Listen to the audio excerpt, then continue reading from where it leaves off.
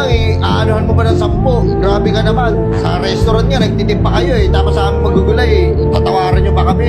So, grabe na kayo, ba't tumatawad pa kayo? Ito na nga lang yung pinagkakitaan namin, magkano na lang tutubuin namin dito, tatawad pa kayo. Pero sa restaurant, pag kumain kayo sa restaurant, kala nyo kung sino kayo mayaman, ang lalaki nyo mag-tip. Mas sa amin, kung baratin nyo kami, ganun-ganun na lang. Dapat sir, hindi ganun. Eh, ito na lang, ito na nga lang pinagkakitaan namin eh. Tapos, hihingi ka pa ng tawad. Alam mo gaano kahirap magtanim yan? Huwag ganun, sir. Pag may nagtitinda, supportahan nyo. Eh, magkano lang naman na to eh. 15 na lang, tatawaran pa ng 5. Ano naman mahalaga sa amin bawat sentimo. Huwag mo na kawawa, hindi kayo iniisip yun eh. Tapos pag sa restaurant, kung makapagbigay kayo ng tip, lumalabang kami ng patas. So, ito, magkano na lang kinikita namin dito, sir. Tapos ganun pa gagawin nyo. Huwag naman natin ugaliin yung gano'n, huwag na natin normalize yung gano'n. Tatakot tayo sa mga.